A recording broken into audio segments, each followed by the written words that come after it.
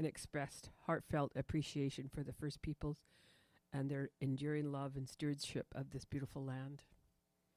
With deep respect, I honor the privilege of living, loving, playing, and learning on the unceded territories of the Coast Salish people. May this acknowledgement serve as a meaningful reminder that CSL White Rock, our vision is to create a loving, vibrant world that works for all.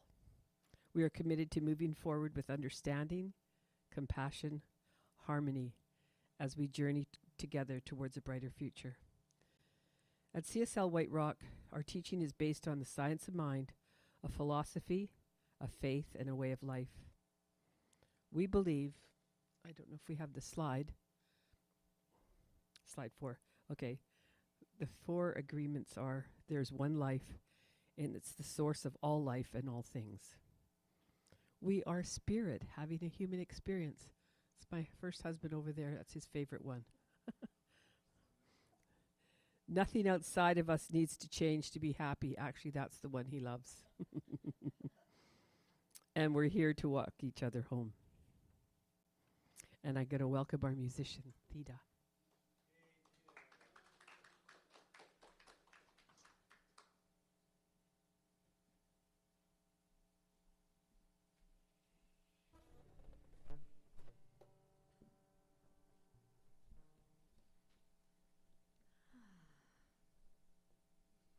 What a gift to be here together today.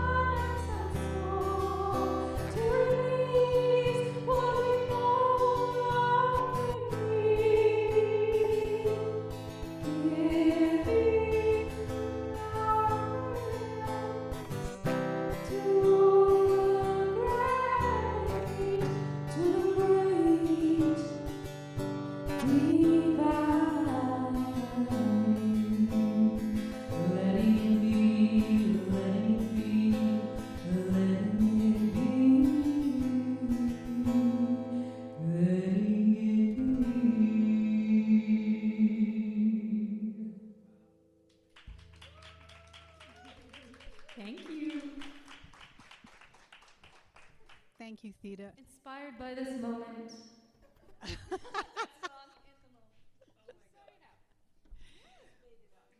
Isn't that beautiful? That was a freestyle because I am an intuitive singer and I just sing what I feel in the room that we're all present to.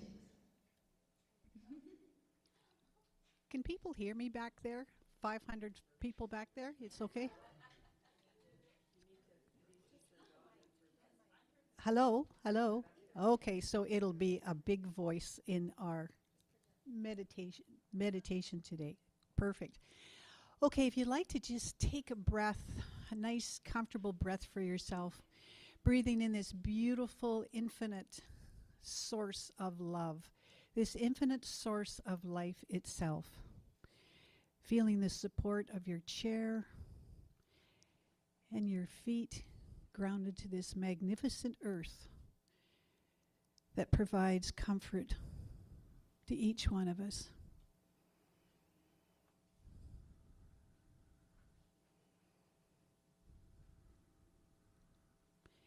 And come to your breath, breathing with ease and peace and love.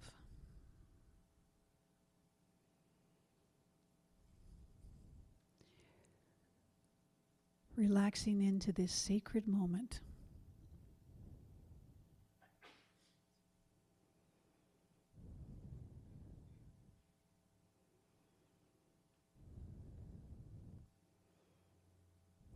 For these few moments we have together, I'd like to share a poem with you. It's called Be Here. Be here, a voice says inside my head, as if the word here is underlined and highlighted. Be right here where sun's rays barely slice the morning haze of snow, like a flurry of torn white Christmas cards, and where the city patiently waits.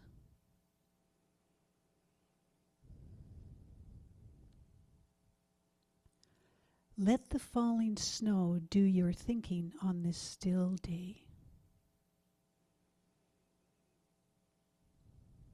Let the falling snow do your thinking on this still day.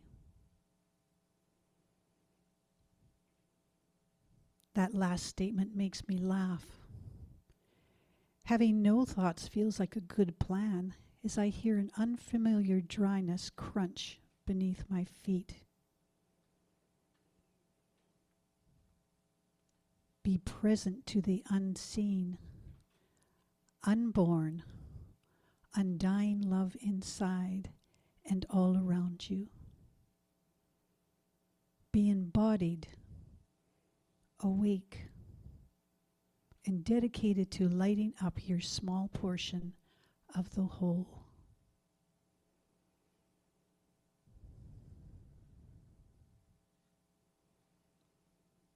Be present to the unseen, unborn, undying love inside and all around you.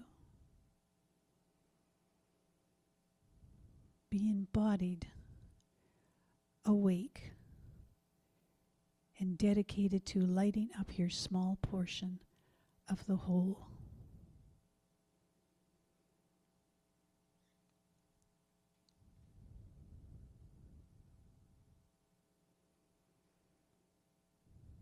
Just then, a wren lets loose a melody that pierces me with beauty. I do my best to simply be. As a breeze rustles the bare branches and gratitude rises through me.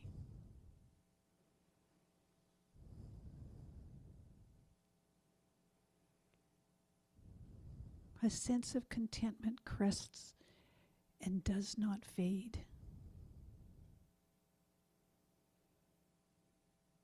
Thank you.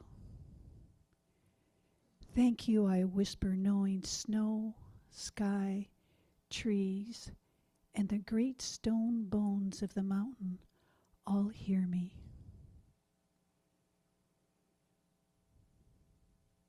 Everything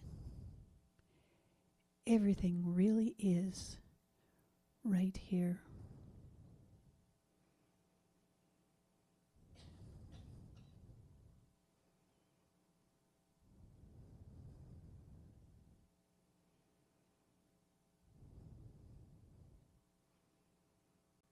Taking this precious moment together, this breath of life,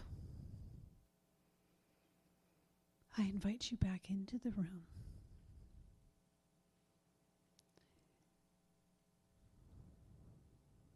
As we welcome back the lovely Theda. Namaste.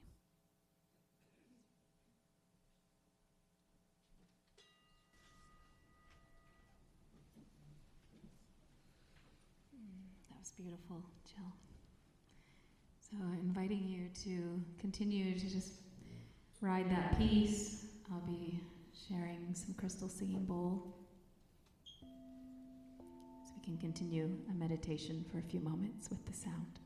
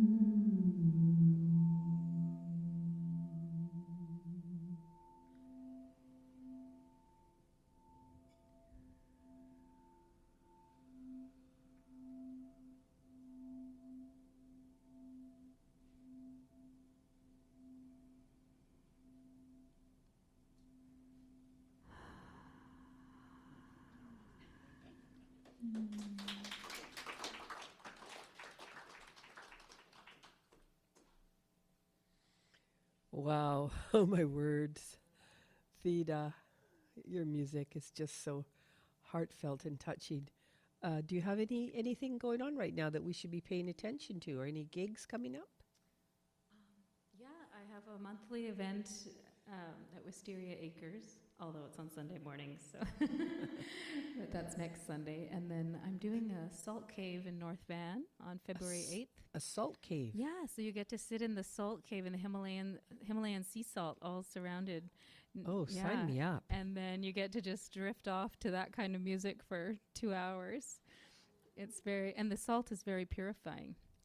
Yeah. Hey, we all could use that. And I have another event on March 1st at Mahi Wellness, which is scalar frequency, which helps to heal the cellular system, and so helps to purify and heal our cells. So that's in Vancouver on March 1st. So you can find out about my events on my website, thedaphoniex.com.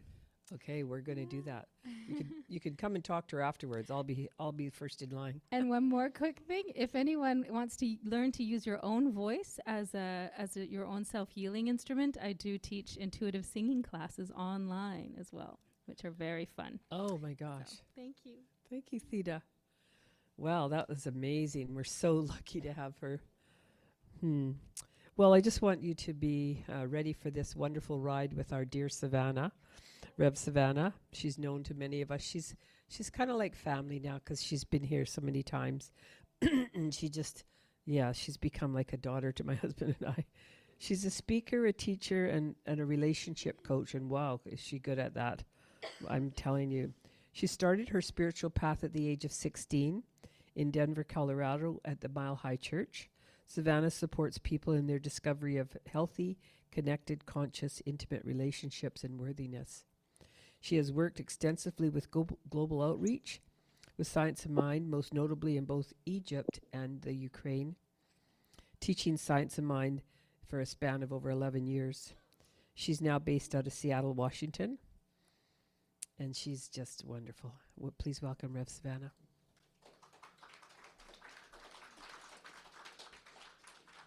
Good morning. How's that camera? Okay, good. We got all the things together. Theda, I just have to say, we've never met in person because we were speaking on Zoom for all that time. So it's just so wonderful to be here in the flesh. And that music, I don't know about you, but took me to another place.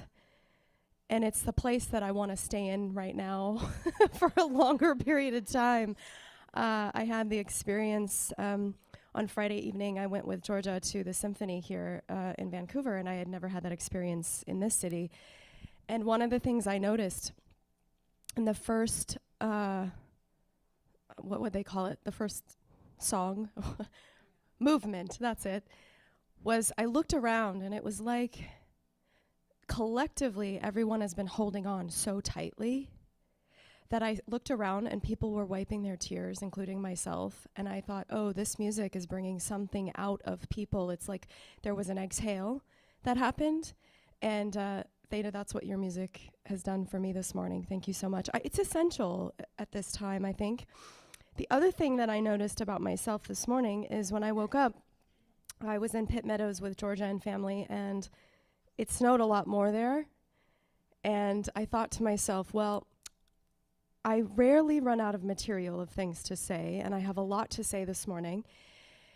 And it feels like a lot of heaviness happening in the world right now, particularly in my country, in the US. And so I had 3 outfits laid out of what I was going to wear, and then I realized that 2 of them just were going to be not great in this weather, but I also felt like I needed some power poses, some power outfits. So that is why I'm wearing leopard today, which you would never rarely see me wear this, and leather pants and sneakers. So, ministers can pull this off. Anyway, all that said, today what I want to talk about, thank you so much, is this talk is a bit of everything. When I first gave the topic over, the name of it is Putting Our Burdens Down, which I do want to talk about that. But I also want to explore the path of surrender and the expectancy of miracles in a time such as this, in the midst of what feels like absolute chaos right now. Oftentimes, I know I come up here and I speak from this place of what's happening in my own country. And oftentimes it can seem like, well, this doesn't affect you guys, but it actually does. Because we're all interconnected. And we understand that spirit, life, God is omnipresent. So what's happening here is also happening there. It can be true here and it can be true there. And so what I want to share today might obviously be particularly US-centric, but it still affects all of us. The last few weeks in the US with this new presidential situation has been a total whirlwind of what we dealt with, I think, back in 2016, where every 5 minutes it felt like there was a catastrophe. And our nervous system was just constantly in a state of dysregulation, and we're being flooded with all of this information, that there's this tendency, I think, as spiritual folks and just as human beings, to want to hide, to disconnect, to bury our heads in the sand, to check out, because the speed at which all this information and chaos is coming, our nervous system cannot keep up with the threat, the potential threat. And so I've been personally juggling, how do I stay informed and know what's going on without doom scrolling through my social media, right? And being inundated by all this news. And what I find, some of the conversations that we have in spiritual circles like this is many of us would say, well, I don't watch the news, which I've said for years. Or I turn it off. Or what I see in the news is my prayer request, which all of this can be true. But I would argue that at such a time as this, if we were to speak from liberation theology, which is what Martin Luther King spoke from, people who have privilege where, we think that, oh, this doesn't affect me or this isn't going to impact me, well-intentioned spiritual people think, well, I don't know that I have to get involved. We'll only focus on what we teach, which is the world that we want to create. Where we focus on expands, right? So we do teach these things. And yet, I think about the treat and move your feet. We don't just sit on a mountaintop and treat, in other words, pray and meditate and do nothing else. There's a portion of the Science Mind teaching that talks about we treat for the truth and for the world that we wish to create and for the experiences we wish to have, but we also have to move our feet. And so I can go back to sleep and continue on with my life thinking that it doesn't affect me. But I feel like that's the very thing that passively fuels the separation and the systemic issues that they're out picturing right now. And history continues to repeat itself.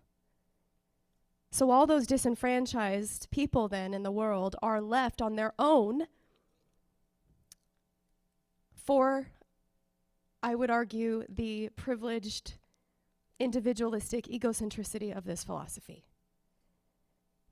And I think sometimes that's the danger with the teaching, is that we can become so myopic about me, mine, individual consciousness, my own mind, my own, which I agree with, and we teach this. But liberation theology calls us to something greater. It calls us to the community of how we are beneficial presences in the world. Metaphysically, we teach that there is no separation, that everything is interconnected, and that there is this divine omnipresence everywhere. As I was just saying, it's everywhere all at the same time. So what is true over there can be true over here. And so the recognition of unity means that we are more likely to act, when we're thinking of our philosophy in terms of unity, we are more likely to act with kindness and consideration, driven by the awareness that our actions affect not just ourselves, but the entire web of life. Ernest Holmes reminds us that it is not enough to pray and to meditate. He says we must also act in the world. In his book, Can We Talk to God? Anybody read this one?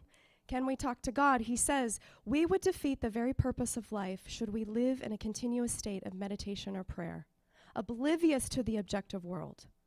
The practical values of spiritual perception remain latent until objectified. Any attempt to isolate oneself from the world of action is contrary to the order of the universe, therefore futile. And so I heard recently, as I wasn't doom scrolling, I was staying informed of of this thing that psychologists are calling shock doctrine. So it's this idea that if we subscribe to shock doctrine, it's where we're getting inundated by so much information that eventually we freeze. The nervous system just freezes and says, I give up. And many of us in my country right now, I know, and talking to people in my orbit, it's like we feel helpless. What are we going to do? We just might as well give up. What else, what am I to do? And so what it does is it keeps us distracted because we're all in our spirals of devastation and depression, of helplessness. But there's this idea that if we just give it 36 hours, what do you think happens? Something changes again. It might not be as bad as we thought, or it might, but we shift our focus, we shift our attention. One of the examples of this I know from my own life is many years ago when I was living in Egypt post-Arab Spring. So I was there right after the revolution erupted. And I remember my then boyfriend at the time, who was Egyptian, he and I were traveling in the southern part of Egypt where his village was, and we were in Luxor. And at that time, they had just ousted Hosni Mubarak, their dictator. He went to prison. Then they had their first democratically elected president, Mohammed Morsi of the Muslim Brotherhood. And so I watched all of this play out. Then they ousted him, and then the military took over again, Sisi, who has now been in power since 2014. And I remember we were trying to get back from Luxor to his village, and at that time there was a gas shortage. And we all were like, this is crazy, which meant that there were no taxi drivers because they had no fuel. So I asked my boyfriend then at the time, I said, what is this about? He's like, oh, this is normal.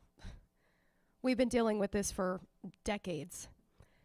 The government distracts the people with some major crisis, food shortage or gas crisis or something, so that we're all distracted in survival over here so that they can do whatever they're doing behind the scenes to pass laws and create more destruction. And it was like this eye-opener for me, because not only that, but I saw this picture itself when I lived in Ukraine during their revolution as well. Me and revolutions, I don't know. I there's something there about that, And so we ended up finding this young teenager who had a car, and he agreed to take us for a crazy amount of money. And as we were coming past what's known as like a military checkpoint, his car stalled, which alerted the guards. And of course, you've got a white, or white girl, blonde hair in the back seat with, an Egyptian man, and they think, oh gosh, like he's kidnapping her. So we had this whole ordeal where he was asked to get out of the car, and it was just a very scary experience of military circling the car and staring at me, and just me being very indignant and, righteous, like stop staring at me kind of thing. And these kinds of things happened a lot. And you can imagine that if we're not used to this way of life, your nervous system is in constant fight or flight, which mine was living in Egypt. And so, anyway, he didn't have a license, the guy that was driving us. So it was a crazy ordeal. We ended up getting through somehow, I don't know. But when I have often traveled throughout the world, I am vigilant in putting my attention and the energy of how I want things to go. And they didn't obviously turn out the way that I wanted them to. But generally, there was always a gift, always a learning lesson. There was oftentimes, because of my own peace, I would notice how things would just flow. There would be an ease. There would be opportunities where I didn't see them before. Kind people would show up out of what felt like nowhere. So we, in times like these, have to stay vigilant. We have to keep our eyes open. We cannot afford as spiritual people to bury our heads in the sand or go sit on a mountaintop and pray it away. Focusing on, yes, what we wish to experience, but we take our power back from the thing. So Ernest Holmes talks about this in our steps of treatment, of affirmative prayer, where it's that we turn away from the condition, not in a denial that the condition exists, but a denial from the energy and the power that it holds over us, and the power that it holds over our attention. It's that you do not have power over me kind of conversation. Yeah, thank you for that. Yeah. You do not have power over me. And so I think of this in terms of, Nelson Mandela when he was jailed. I think about this in the concentration camps of people and the power of their minds over the conditions they were living in. It's very easy to be faithful when things are going well. It's in the moments of great challenge and hardship that we get to find out what true surrender is, what higher resolve is, what the presence really means in our lives. And these are powerful moments right now where we get to see how interconnected we are. I don't know if you all saw this, but there was this video circulating weeks ago with the fires in LA of a group of South Africans who showed up in an airport here in Canada. I don't know what part of Canada, but they showed up, it was probably like 50 of them, and they came in singing in solidarity to come help support the firefighters in Los Angeles. They came from South Africa. And it's just this reminder to never underestimate the human spirit, because we get lost in all of this charge, right? So the punchline of this talk, I'm just going to give it to you now, because I think it holds the weight of everything that I'm talking about today. Because we ask the questions of how is all of that's going on in the world and in my country right now, how is this going to impact people? Because I do believe it will in a very big way. People are already hurting, and I think that might continue. And so one of the mantras I've been using as of late in my own life, in the midst of chaos, is, what if everything worked out? What if everything went right and well for you? And what if everything works out? What if everything works out for me? Like, say that to yourself. Everything works out for me. Everything works out for me. Okay, say it again. Everything works out for me. Even when you don't believe it. I've been saying this to myself, in light of all the things I've shared over the last few months. Many of you know that I had a vandalized car, and then I had a stolen car. You guys remember this? Oh my goodness. It was a mess. For 3 months, I felt violated and couldn't see the end. I got a new car, by the way. Yeah. It's really great. It was such an ordeal, right? But I had this realization with my practitioner recently that everything that I have labeled in my life as hard or bad or scary or awful was exactly what needed to be called forth. And she said, Savannah, what if this is for you and not against you? And I'm like, oh my God, how could this be for me? When you're in it, it's hard to see that it's for you. But she said, it cannot be bad. If everything is for me and not against me, then it must be for me. Somehow, some way, it must be for me. And so whatever is happening in your life, can you consider this is for me, not against me? Because that realization keeps us out of the state of victimhood and helplessness. And it puts us into a place of empowerment. And so as the weeks have gone by with all of these changes in the U.S., I notice how anxious I am. Are you guys, anyone a little more anxious than usual? Thank you. I needed the confirmation. Yes, what do you think? Yeah. And I feel like things are like pushing in on me, and that spiritual practice has to be like even more than it used to be. And as I started to ask people around me, the response came from many, as Norm just confirmed. I'm anxious, and I've been anxious for weeks. I feel uncertainty. I feel unsafe. I don't know how I'm going to do this. I don't know how I'm going to make sense of all of this. And so in light of all of that, in light of this powerful teaching and practice, I've been wrestling with my fears for a really long time. And usually, if you think about your fears, they come from the past or the future, right? The fear of the future or what has happened in the past.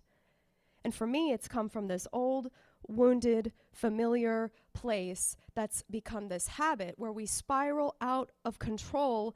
And for me, it's shown up as I'm not included, I'm not heard, I'm not valued, I'm not appreciated, I'm not seen. Anyone? Same? So it's this past trauma that ignited my feelings of not being safe. And so I, as you can imagine, for the last 3 months have been looking at what is this thing around safety? What is this thing about feeling grounded and safe in my own Savannah-ness, but also in the world? To not feel safe individually because of past trauma, but then to experience it to the degree that we are collectively is this really fascinating predicament. Because some would argue, this is the funny part to me, some would argue that this is the most uncertain, unknown, scariest time in human history. And some would say that it, from a metaphysical standpoint, spiritual standpoint, that it is energetically speeding up, that time is speeding up, and that we are somehow going through some initiation in the evolution of human consciousness. So it is requiring us to do our work in a powerful way at this time in this initiation so that we can usher in a new era. And yet many of us, it's funny to me, weren't alive during times like World War I and the Great Wars. If we look back at history and the Spanish flu and all of these things that have happened, where they probably too thought that it was the worst time, most uncertain, scariest time in human history. And so I find that to just be an interesting thing to make of note. Safety, I'm coming to realize, comes from this place within myself, of feeling fully grounded within myself as we do our work. And sometimes in times like these, I find that Ernest Holmes is amazing, but it's not enough for me. I would like more. And so I have some wisdom here that I want to share from my very own colleagues, because I think that there's, they've all studied Ernest Holmes and they've all come up with some really great ideas. And so I want to share some of them with you today. Reverend Joe Hooper used to be a minister in Palm Desert, California, and he was talking about fear being the great teacher. That oftentimes we spiritualize fear instead of turning towards fear. And he says it doesn't mean that you're inundated by it, but you acknowledge it. And so he says we cannot heal what we are not acknowledging. And so we bring resolution to it by looking at it so that we're not spiritually bypassing fear. We're not bypassing worry. We're not bypassing what we look at as separation. We're not bypassing separation. He says, notice the fear and the anxiety, the worry, the stuckness, and then notice that it only lasts for how long? 90 seconds. Dr. Michael Beckwith out of LA, Agape Spiritual Center, says, we must learn to become still. We must take our attention away from what we don't want and all the emotional charge around it. That's that power piece. And place your attention on what you wish to experience. Another colleague of mine says that I love this, we have to get sober from everything that takes us away from the I am presence, from you. He calls it spiritual sobriety. Recovery, the origin of this word, means to be without impairment, and I would say the synonym for that is wholeness, which means we can pick up our fears and love them, and we can face our anxiety and any sense of separation, and we can love it anyway. And then I can put it down, and I can love it anyway. And then we bring it back to the one with a capital O. He says that fear is part of the restoration of our remembrance, that everything is part of the divine, that everything is God. every emotion, every thought, every feeling is God. And yet I am not my thoughts and I am not my emotions, but God is operating in all of that irregardless. There's a song out there. Do you guys know There Is Only One of Us? There is only one of us. In your eyes it's me I see. There is only one of us. You are my reflection. There is only one. It's a song we've sung, I don't know, in New Thought circles forever. There is only one of us here. And so wherever, there's that saying, wherever you go, there you are. So 50% of every relationship, we are like that. We are 50% of every relationship. And so the question we get to ask ourselves is, can I walk into my life or wherever I am with the willingness to see the fear but embrace the love? Can I still keep my heart open when I'm faced with my fears and my doubts? And do I trust the divine order of things? What if it's really working out in the messiness of what's happening? What if it's all going to work out? The parts of me, the trials, the struggles, the detours, the things that make me nervous, the things that make me worried. What if it's part of a greater unfolding plan? And so we want to resist the temptation of getting sucked in or intoxicated by the effect, the division, the us versus them, the inundation of narratives that are toxic. And so it means that as spiritual people, we have an opportunity to be spiritually sober. It's a reminder to come back to what it is that we teach, which is that the wholeness is at the center of everything. Recovery, wholeness. It's calling us back to oneness. And it's important, I think, in this time to realize that oneness is not sameness. I can look at the powers that be and not like what is happening and still see that everything is interconnected. Oneness is not sameness, and oneness is not always in agreement. We live in an incredible time where presidents like Jimmy Carter pass away at 100 years of age, leaving a beautiful legacy where the flags were flown at half-mast for, 30 days? And then we, at the same time, have a new president where the country's divided and the energy is frenetic and people are scared and life feels so fragile and unknown and fearful and limiting, and the contrast is so immense. People are like, what's going to happen? And a colleague of mine said, well, oneness is not always agreement.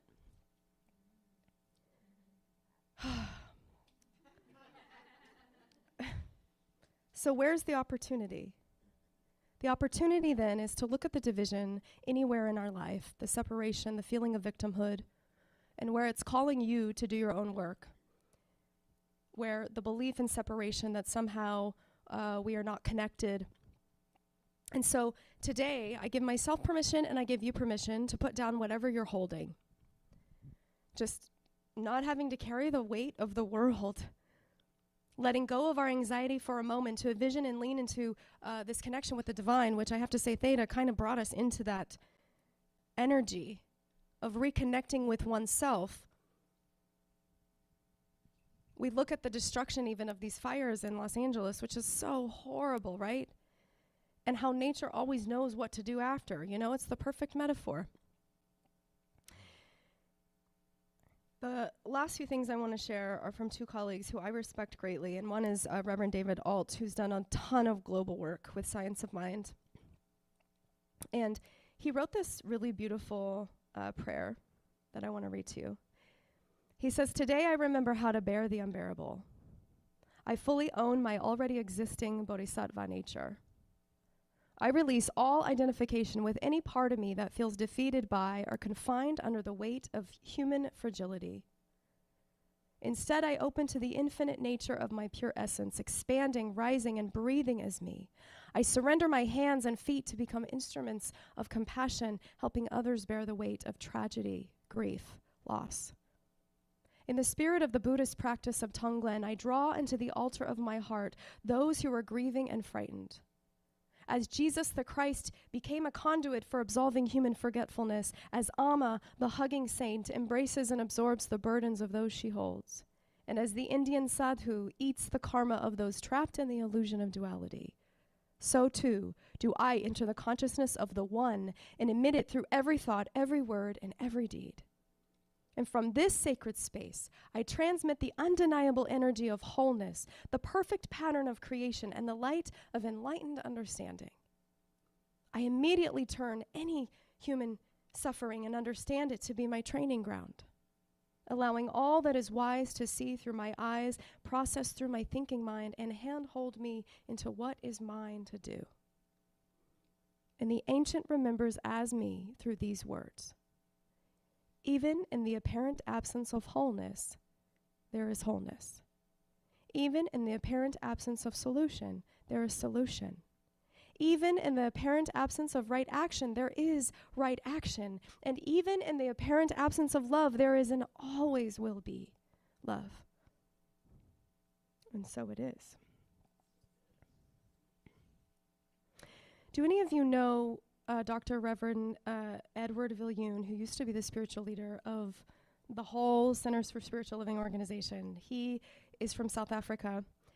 And as I was saying earlier, that I find it interesting how history repeats itself, and we find ourselves in the same, not exactly the same, but the same energy, and the same prayer needs to be said.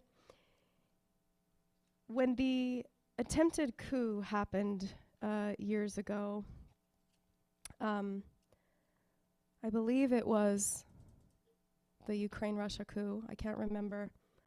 But he wrote this. It's so beautiful, and it speaks to what's happening right now. He wrote it then, but it still applies to what is happening right now, to all the fear in the world and what's going on. He is also the senior minister of Center for Spiritual Living in Santa Rosa, just for some background. He says, I am a student of science of mind, and I know the power of focus and consciousness. I understand the temptation to withdraw and to retreat into spiritual practice when world events are overwhelming, or to focus on the complicity of others. However, science of mind has taught me to see that our spiritual, social, and economic well-being is intricately intertwined with others' well-being through our shared experience of this one holy life. Therefore, I cannot and must not imagine that I have no part in our world's events. I must leave no stone unturned in my consciousness when I feel the tendency to flee. What is it, I ask myself, that I feel uncomfortable seeing? Is it the radical disparity between how different groups of demonstrators are responded to? Is it the shock I feel that we were potentially mere steps away from losing a whole branch of government? Is it the frustration and dissonance I feel when I encounter denialism with that the disparity is real? What is it that I must do, and what must I give voice to that I haven't? I think it is this, that the recent attempted coup has highlighted again, and it was actually in the US. My bad. The recent attempted coup has highlighted again the disparity between societal responses to race in the United States in a way that makes it impossible to ignore. And it is impossible to ignore the opportunity to challenge the mindset in me and in our culture that denies or is silent about this disparity. I grew up in South Africa during the apartheid regime, where silence was a matter of safety. Not everyone was silent. Those who spoke out changed history. And what Nelson Mandela accomplished is nothing short of a miracle and testament to the possibility of a peaceful transition. He did it by including everyone, acknowledging his feelings towards the oppressors, and steadfastly keeping his eye on the nation's unity and healing. Unity and healing is the consciousness that will turn things around and usher in the end of supremacy of every kind.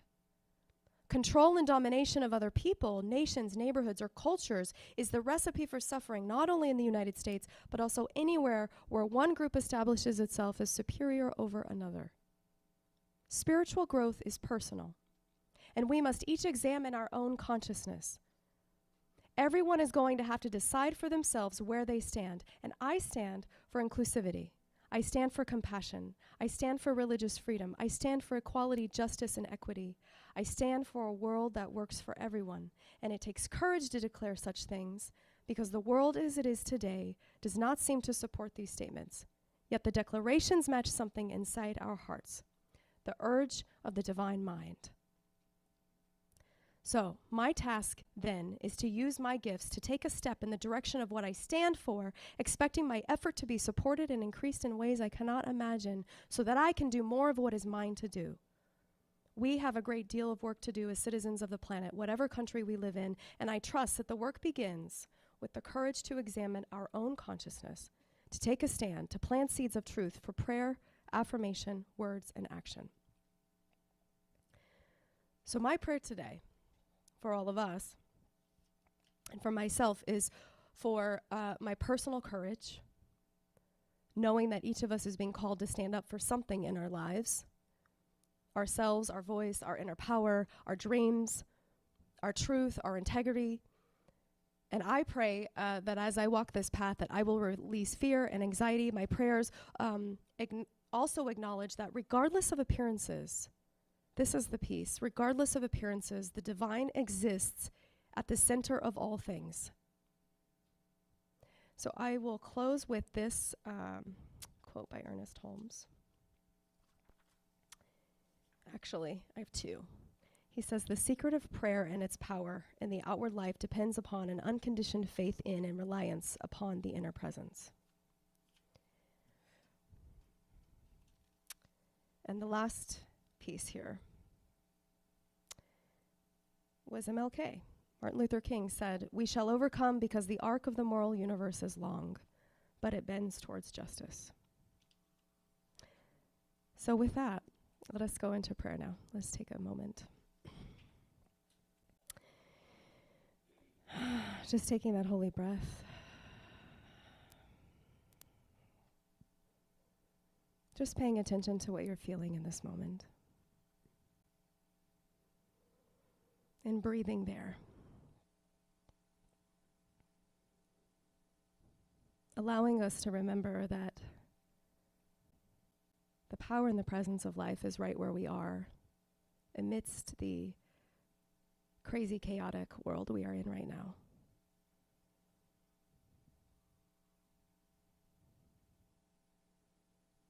And that whatever it was in this talk today that touched you, that made you think something deeper,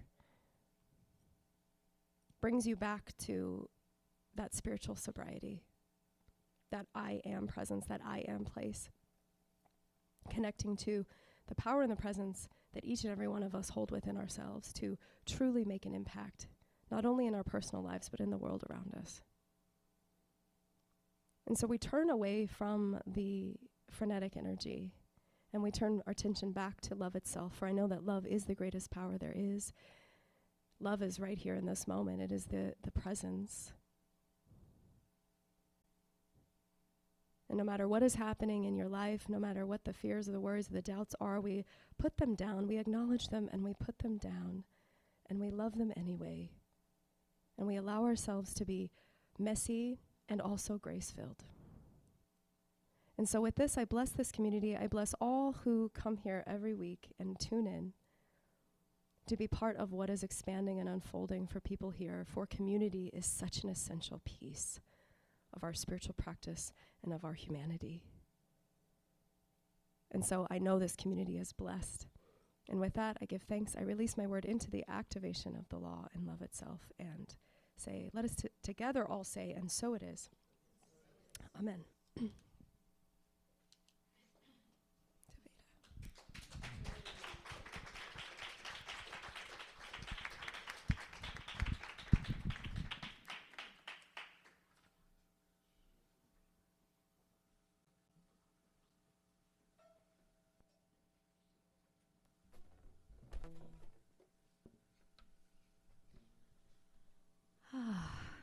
I'm going to share a song that I choose songs. Songs come to me even though I don't know exactly. I just let it, the intuitive, perfect song come through for the talk.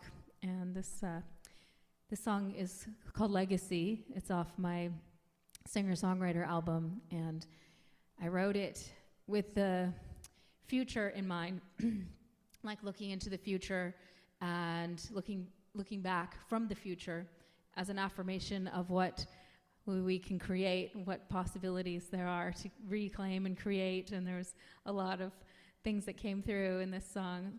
It's called Legacy, and I dedicate this song. Oh, I'm getting emotional.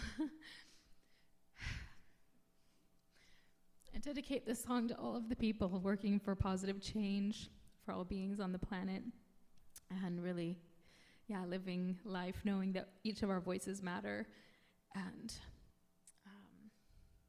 to create the world that we wish to live.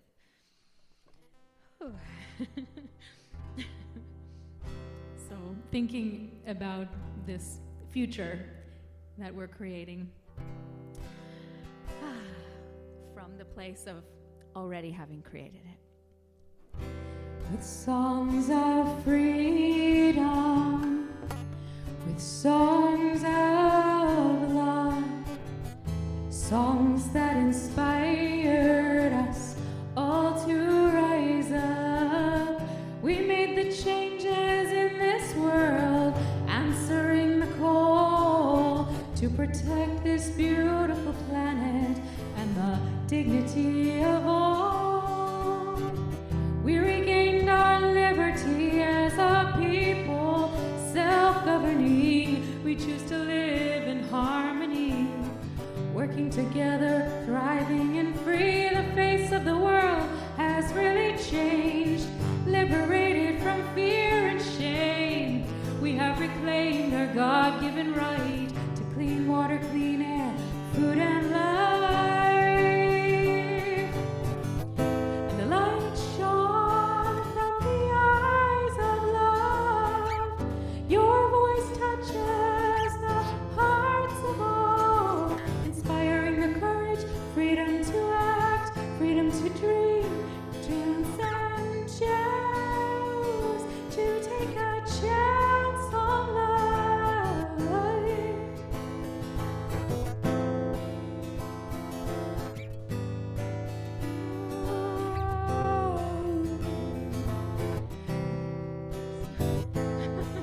Got a little rattled there for me. Woo. We have returned to growing food by hand, harvest the crops and care for the land, respect the animals and the trees and all our human family. We are connected like the grass's roots, friends with our neighbors, we speak the truth, barter and share locally with currency that's usury free. We cherish the earth, have abolished all toxins, our oceans are clean, and the whales and salmon rocking. Together humanity has planted the seeds that have given a rebirth to a world of peace. Yeah, and the light shone from the eyes of love. Your voice touches the hearts of all, inspiring the courage, freedom to act, freedom to choose, dream and dance, to do what's right and take a chance on life.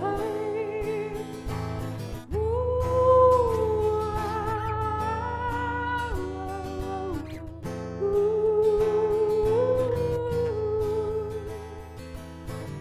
This life has been a journey to remember how to take the reins of reality, harness the power of now, to awaken to the center, to awaken to the dream. We are the source, creating it all in the greatest game in the universe. Yeah, the light shone from the eyes of love. Your voice touches the hearts of all, inspiring the courage, freedom to act, freedom to choose, dream and dance, to do what's right and take a chance on life.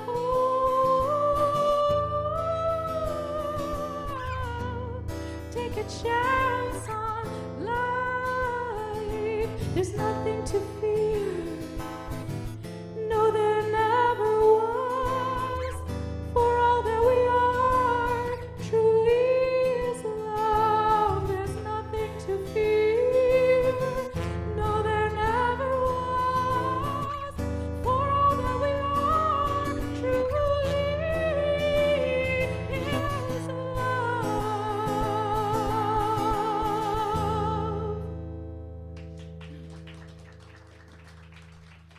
Thank you. Thank you, Savannah. Oh, what an incredible morning. You guys just are like so connected. Oh, Savannah's saying, what if everything works out? You know, and it's true. It's so true. And the same with your message in the song. Oh my God, it's just perfection. Did we say spirit is perfection? We're so lucky to have you, Savannah. Oh my God, and Theda. Wow, what a message today. Yeah, thank you. And I'm sure the online people are also very thankful to have chimed in today. So it's great. So we have a few announcements. On behalf of Janet, the chair of the fundraising committee, a big shout out to you, CSL White Rock.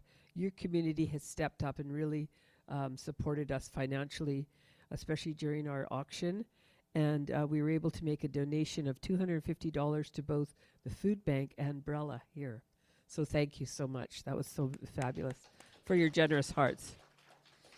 Next Sunday is Sunday Conversation with Jill, maybe, practitioner Jill and Diane.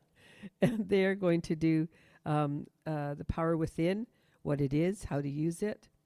And it's a hybrid. So if you're online and you wish to join us, that's certainly a possibility. And it will continue the second Sunday of every month. And we're going to have Sacred Evening with Practitioner Liv on the 11th, Tuesday the 11th. So if you want to come and just have time to talk, Norman loves it because nobody interrupts. Right, dear? It's a great time. Okay. We'll just skip over that part. It's all love. Thank you, somebody. Theda. And there's a fantastic foundation class coming up, thanks to Rev Tamara, on the 13th. She's offering a course that is worth credits. So even if you're not going for credits, this will be a fabulous online course. Literally change your thinking, change your life, enhancing your connection to the higher power. Reframe your thinking, recharge your life with practical and positive tools. So those tools that you're already working on will just be embellished in such a phenomenal way, and you can empower that spiritual practice, meditation, affirmations, treatments more effectively.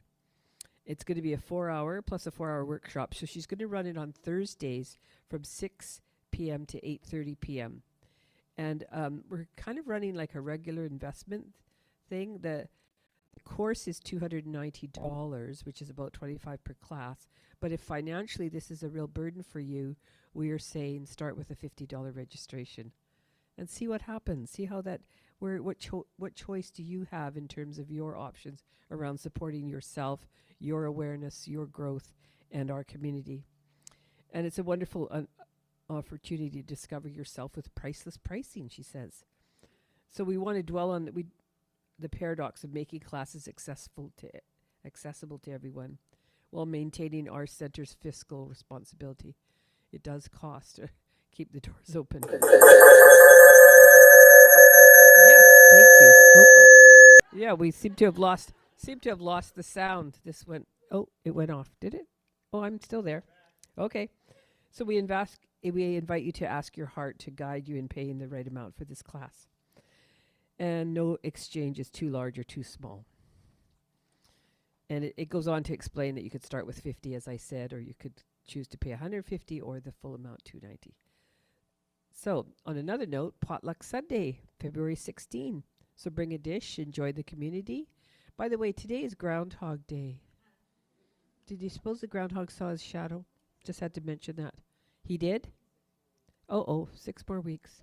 This is the time of year where we want members to reflect on the good they receive and the contributions they wish to make, talent, treasure, and that they'll continue to build our loving community. So we have an AGM coming up on the 30th, and the membership renewal is on the 15th. I got that right? By the 15th, yes. So it's time to renew your membership. And but our AGM is a great time to step in and make your voice known in terms of where you want our community to head, and re-electing our board or new people to the board, all of those things that happen at the AGM. So now it's time for offertory. So if I get people who are helping us with that. This is the time to acknowledge our gratitude for our loving community. It's our opportunity to participate in spiritual practice of giving. And if the ushers come forward, if it feels right for you, I invite you to take your contribution of time, treasure, talent today, whatever gift is yours, and hold it to your heart. Please know a specific good for yourself and a specific good for the center. Do we have a slide for that? Okay, this gift I give is spirit in action. I give it in joy. I give it in love. I give it with a completely open heart and mind. I know that I have received a lot with great gratitude, and there is abundance for everyone. And so it is.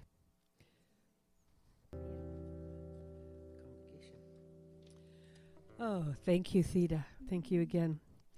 So I bless these gifts, the givers and the receivers, this wonderful community. I know that these gifts make a difference to this beautiful community in so many ways. Thank you, thank you, thank you. Well, the practitioners are all here, and we have Catherine online, and Catherine's could be, there she is. Is that her? Yeah, there she is. She's waving. Hi, Catherine. Hi, Catherine. So she's available, and we're available. Here's one for our people online today. Faith is a place of mystery where we find the courage to believe in what we cannot see and strength to let go of fear of uncertainty. Is that not perfect, Savannah? Rev Savanna, that's Brene Brown. Oh my gosh, that's a perfect one for us today and people online, so thank you.